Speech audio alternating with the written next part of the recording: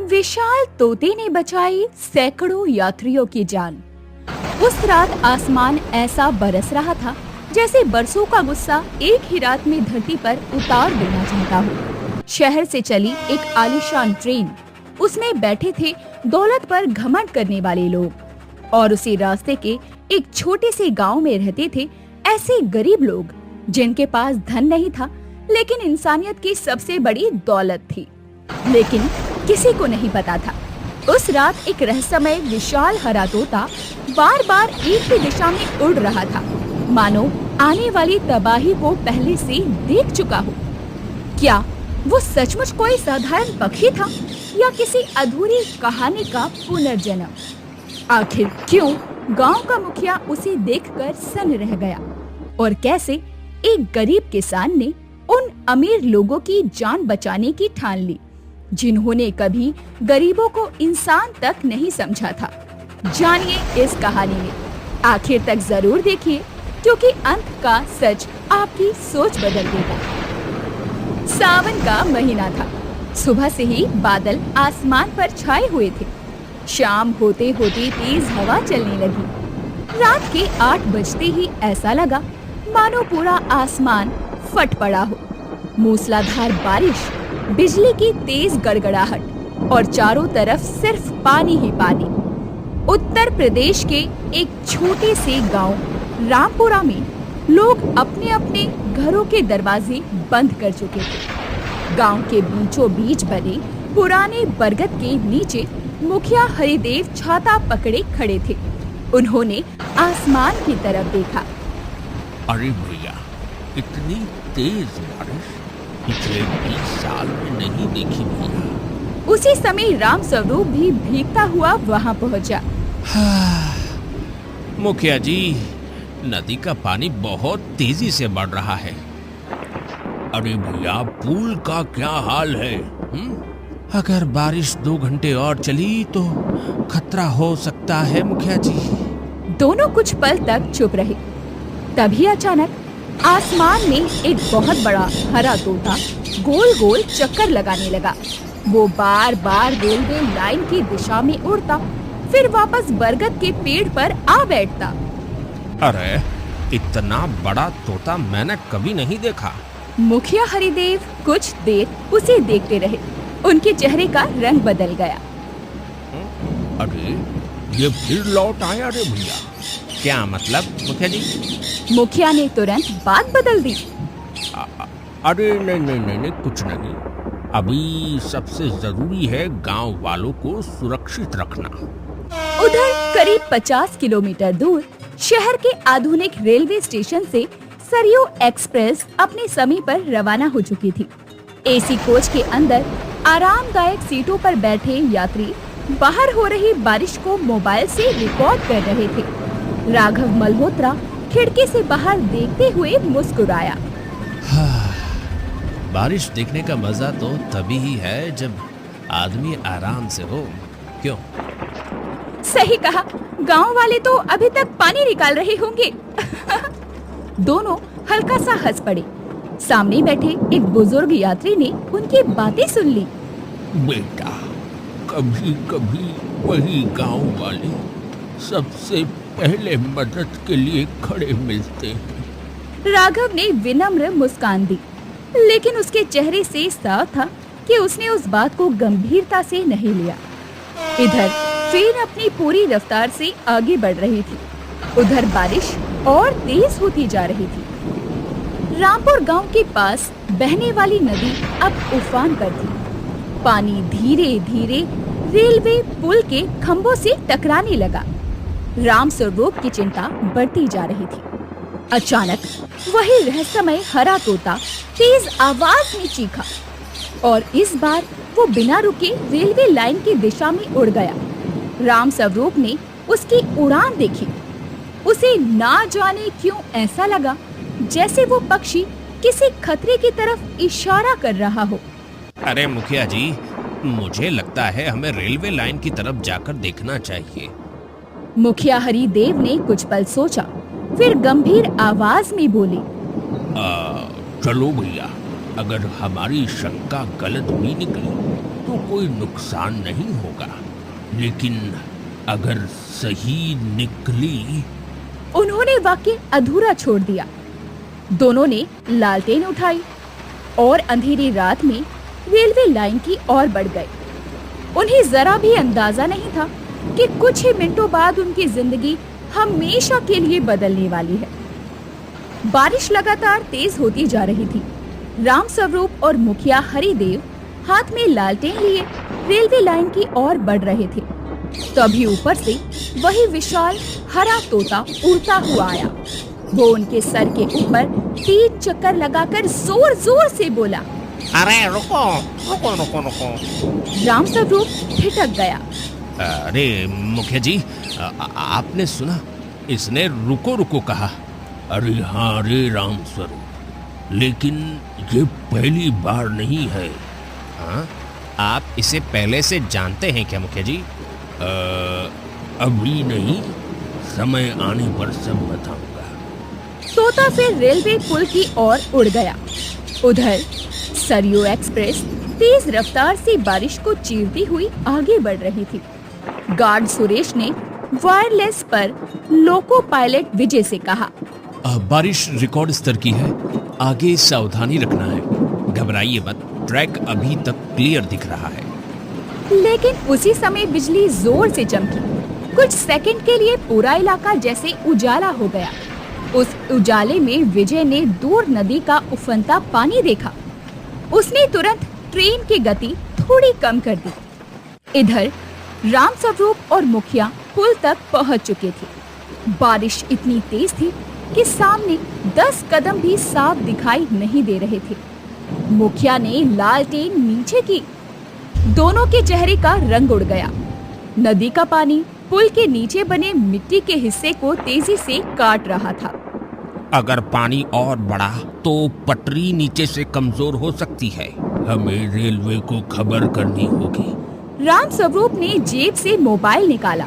Screen पर लिखा था, कोई नेटवर्क नहीं। उसने दूसरी जगह जाकर कोशिश की, फिर भी कोई सिग्नल नहीं।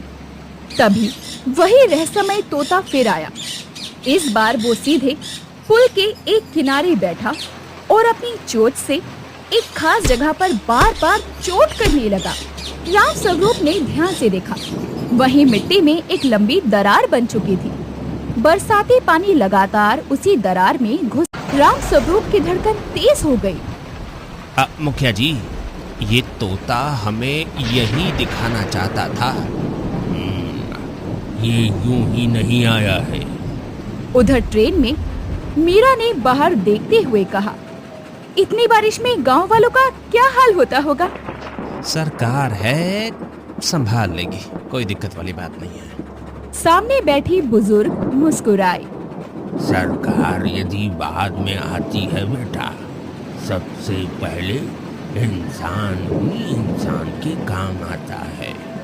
राघव इस बार चुप रहा। इधर पुल के पास बारिश और तेज हो गई थी। नदी के तेज बहाव से एक बड़ा पेड़ टूटकर पानी में गिरा। उसका एक हिस्सा पुल के खंभे से टकराया और पूरा पुल हल्का सा कांप उठा। अब देर करना ठीक नहीं है। अगर ट्रेन यहाँ पहुँच गई तो बड़ा हादसा हो सकता है। दोनों ने बिना एक पल गवाए रेलवे लाइन के साथ साथ स्टेशन की ओर दौड़ना शुरू किया। लेकिन स्टेशन 5 किलोमीटर दूर था। बारिश में वहां तक पहुंचना लगभग असंभव था। तभी तोता फिर उनके पास आकर बैठ गया। उसने पंख फैलाए और जोर से आवाज लगाई, लाल लाल। राम स्वरूप अचानक रुक गया। अरे लाल? उसने अपने लाल गमछा उतार लिया। मुखिया जी, अगर हम आगे जाकर लाल कपड़ा दिखाएं तो शायद ट्रेन रुक जाए। यही रास्ता है। दोनों पूरी ताकत से रेलवे लाइन के सहारे उस मोड़ की ओर भागने लगे जहां से ट्रेन सबसे पहले दिखाई देने वाली थी। बारिश, तेज हवा और अंधेरे के बीच केवल एक लालटेन, एक लाल गमछा और ऊपर उड़ता हुआ वो रहस्यमय तोता उनके साथ था। दूर कहीं ट्रेन की सीटी सुनाई दी। भगवान, बस कुछ मिनट और दे देना। और उसी समय आसमान में बिजली इतनी जोर से चमकी कि पूरे इलाके में एक पल के लिए उजाला फैल गया। उस उजाले में मुखिया हरिदेव ने उस तोते की आंखों में देखा। उन्हें ऐसा लगा मानो वर्षों पहले खो चुके किसी अपने की वही परिचित नजरें फिर लौट आई हो। मुखिया के मुंह से अनायास निकला, गोपाल बाबा, क्या सचमुच आप लौट आई हैं? तोता शांत होकर उन्हें देखने लगा, लेकिन अगले ही पल वो तेजी से ट्रेन की दिशा में उड़ गया। बारिश अब तूफान का रूप ले चुकी थी। दूर से ट्रेन की तेज सीटी लगातार सुनाई दे रही थी। मुखिया जी, अब हमारे पास बहुत कम समय है। आज अगर हम रुक गए तो पूरी जिंदगी खुद को माफ नहीं कर पाएंगे। दोनों ही पूरी ताकत से दौड़ते रहे। उधर सरयू एक्सप्रेस अपनी रफ्तार से आगे बढ़ रही थी। लोको पायलट विजय बार बार सामने देख रहा था। बारिश इतनी घनी थी कि कुछ मीटर आगे तक भी साफ दिखाई नहीं दे रहा था। अचानक एक विशाल हरा तोता इंजन के बिल्कुल सामने आ गया। वो बार बार इंजन के आगे उड़कर फिर लौट रहा था। विजय हैरान रह गया। इतना बड़ा तोता? अरे सब ठीक है भाई, कोई दिक्कत नहीं है। अरे भाई, अजीब बात है, एक पक्षी लगातार ट्रेन के आगे उड़ रहा है, जैसे मुझे धीमी चलने को कह रहा हो। शायद बारिश से रास्ता भटक गया हो भाई। लेकिन विजय का मन नहीं माना। उसने एहतियात के तौर पर ट्रेन की गति और कम कर दी। उधर राम स्वरूप और मुखिया रेलवे लाइन के एक मोड़ पर पहुंचे। यहीं से ट्रेन सबसे पहले दिखाई देने वाली थी। राम स्वरूप ने अपनी लाल गमछा एक लंबी लकड़ी पर बांध दी। दोनों पटरी के किनारे खड़े होकर पूरी ताकत से हाथ हिलाने लगे। कुछ ही सेकंड बाद अंधेरे को चीरती हुई ट्रेन की तेज हेडलाइट दिखाई दी। रुको रुको, ट्रेन रोको। बारिश उसकी आवाज को निगल रही थी, लेकिन तभी वही विशाल हरा तोता बिजली की गति से उड़कर इंजन के सामने मंडराने लगा। वो जोर जोर से चीख रहा था। लोको पायलट विजय ने अचानक दूर लाल रंग लहराता देखा। उसने तुरंत हॉर्न बजाया। फिर ध्यान से देखा, दो लोग पटरी के किनारे खड़े थे। उसका दिल तेजी से धड़कने लगा। आपातकालीन ब्रेक। उसने पूरी ताकत से ब्रेक लगा दिए। ट्रेन के पहिए पटरी पर घसीटने लगे। अरे क्या हुआ? हाँ? कहीं दुर्घटना तो नहीं? धीरे धीरे ट्रेन रुक गई। इंजन राम स्वरूप से मुश्किल से 50 कदम दूर था। विजय तुरंत नीचे उतरा। थोड़ी नाराजगी से बोला, आप लोग पट्टी पर क्यों खड़े हैं? आपकी जान चली जाती अभी। आगे पुल खतरे में है साहब, कृपया पहले चलकर देख लीजिए। विजय गार्ड सुरेश टॉर्च लेकर आगे बढ़े। राघव भी जिज्ञासा से उनके पीछे हो लिया। जैसे ही सब पुल तक पहुंचे, पुल के नीचे की मिट्टी का बड़ा हिस्सा पानी बहाकर ले जा चुका था। रेलवे लाइन हवा में हल्की सी झुकी हुई दिखाई दे रही थी। गार्ड सुरेश के मुंह से निकला, हे भगवान, अगर ट्रेन 5 मिनट पहले यहाँ पहुंच जाती तो। सभी एक दूसरे का चेहरा देखने लगे। हर किसी की आंखों में एक ही सवाल था, आज हम सब कैसे बच गए? राघव पहली बार राम स्वरूप के सामने आया।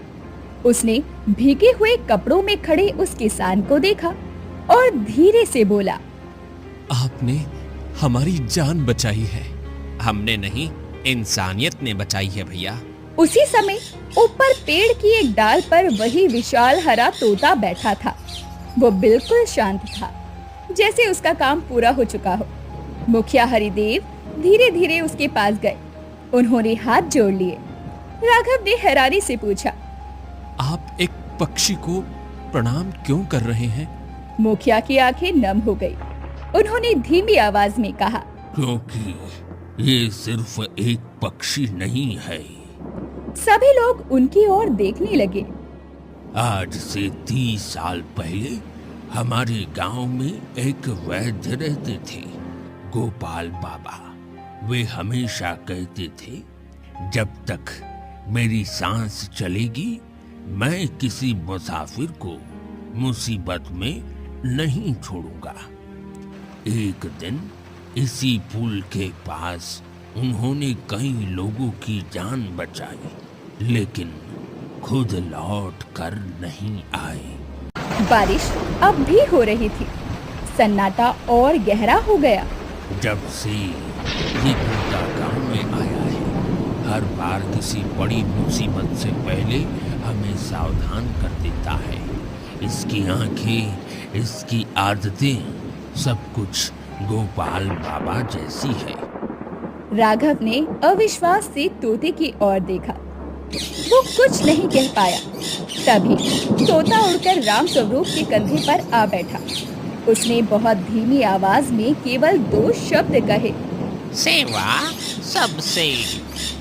राम स्वरूप और मुखिया एक दूसरे को देखने लगे। यह वही वाक्य था जो गोपाल बाबा जीवन भर कहा करते थे। सेवा सबसे बड़ा धर्म है।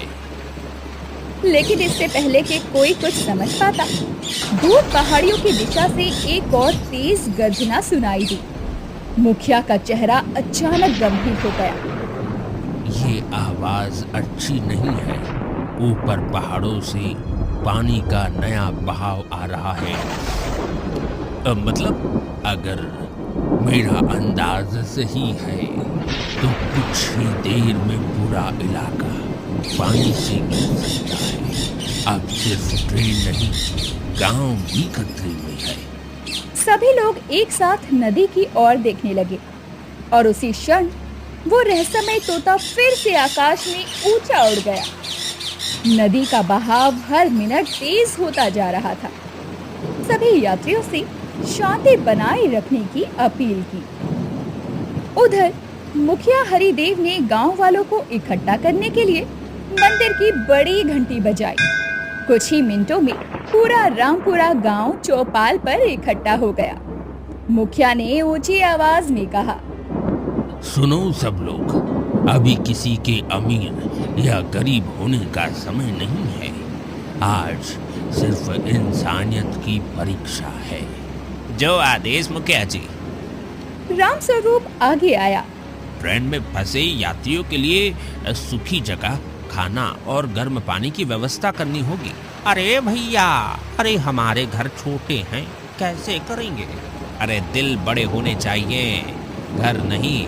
ये सुनकर कई गांव वाले भावुक हो गए। ट्रेन में बैठे यात्री धीरे धीरे गांव की ओर लाए जाने लगे। राघव मल्होत्रा ने देखा कि जिन लोगों को वो कुछ देर पहले साधारण समझ रहा था, वही लोग अपने घरों के दरवाजे खोलकर सबका स्वागत कर रहे थे। एक बुजुर्ग महिला ने मीरा के हाथ में गरम चाय का गिलास दिया। मीरा की आंखें भर आई, धीरे से बोली, हम तो आपको जानते भी नहीं। मुसीबत में रिश्ते नहीं देखे जाते बेटी, इंसान देखा जाता है। मीरा ने पहली बार किसी अनजान व्यक्ति के सामने सर झुका दिया। रात गहराती जा रही थी। राघव चुपचाप बरामदे में बैठा बारिश देख रहा था। राम स्वरूप उसके पास आया। आप आराम कर लीजिए। आज तक मुझे लगता था कि पैसा सबसे बड़ी ताकत है, लेकिन आज मेरी पूरी दौलत मिलकर भी मेरी जान नहीं बचा सकती थी। मुसीबत हमें सिखाती है कि असली दौलत इंसान होते हैं। राघव की आंखों से आंसू निकल पड़ी।